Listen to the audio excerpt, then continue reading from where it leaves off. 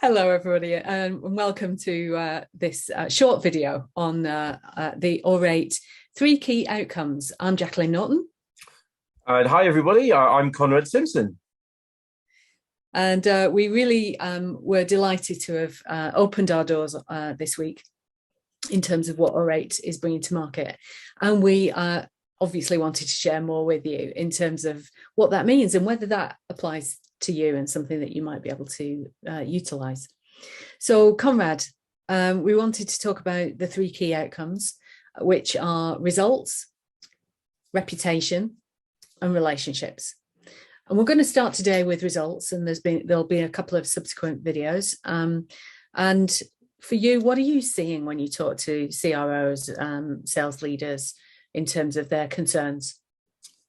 So I think one of the primary things that we see is that there is lots of data and study to support this, but we see the challenge being that generally performance in terms of results isn't where it used to be, and there's a number of reasons for that, and we won't go into all of them on this call. Obviously, there'll be some other videos where we'll cover those issues in more detail, but definitely, sales performance it seems to be a challenge, and I think the challenge is primarily consistency. For example, we know that something like 57% of sellers don't hit their number. I think that's from a Salesforce poll, and I think it'd be interesting to hear your take on how Aurate could help our sales leaders as clients get to grips with this challenging situation of sellers not hitting the number. What's your view there? Well, one of the things that I think we've always known is that for any transformation or change or upgrade to happen, there are 3 main components. I mean, you and I have a background in selling technology, and this is our kind of bread and butter. But you have the technology itself that you're trying to implement, you have process, and you have the people. And what tends to happen is the people get trained on the tech and they get trained on the process. But in a sales environment, training them on sales tech is fine. We know we need CRM, we need sales enablement technologies, and there's a huge amount of apps that are available to people, but it's almost got too much. There is also a lot of focus on the sales process, the governance, and we absolutely know you need that too, right? To get the right deals to be worked on with the right resource, in the right way by the business.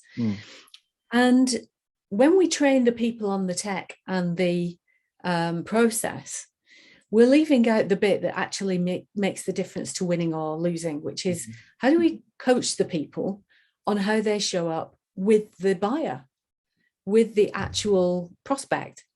So, how do we manage those relationships? How do we manage ourselves in those relationships? And the coaching programs that Aurate has designed addresses those things. How do we train the people on the people? Yes, sure. And that word training is an interesting one, because I've like most sellers have participated in what I would call some consumption-based training. You go onto a training course and you spend 3 days being trained, and then you're thrown back out in the field. But here at Aurate, we're quite focused on something which we call competency and a competency journey, which is a continual evolution of your selling skills. And I think that's an important part of the ability to get results, or the results that you need, because it's not just that people aren't hitting their target, which is terrible.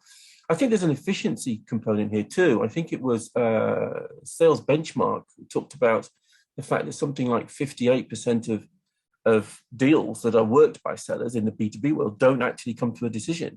Or the decision is that nothing's changed. They don't buy anything or spend money or invest. And so what's your take on that in terms of how how people go through that that transformation, if you like, to become more successful sellers? Yeah, well, the thing is, if it was as easy as upgrading the person, like a software, upgrade, that would be fast. But we are human, and we are complex, and change requires consistent focus to make things permanent. And so we're focusing on daily changes and habits, behavior changes, and normalizing that within the team, because there is such a thing as safety in, both physically, which we all understand, emotionally. So are we okay, you know, in doing things differently, and Mm. psychologically. And a lot of times when, you know, we're faced with a decision to be different, we don't want to stand out from the crowd. So the ability for the team to work on something collectively and normalize change and make it safe to be different and do that together is another thing that we do. So communication alchemy is all about upgrading and working on yourself, but in a safe way. And one that's kind of orchestrated by the sales leader. So they are completely aware of everything that's going on and measuring really as well how the direction and the impact of that.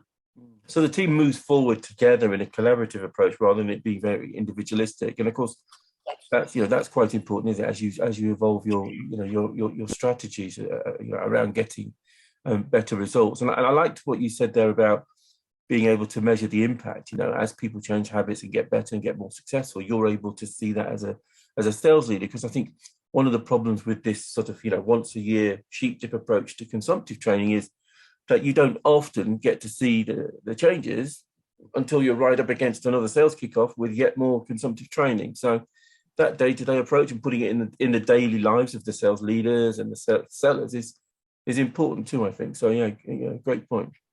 So that's fantastic. It's a good summary of, I think, the results component, and hopefully we'll be sharing over the coming days the other two core components of what we do here at Aurate, which, as Jack mentioned earlier, is relationships and, of course, your reputation. So look out for those videos, and hopefully we'll be talking to you soon.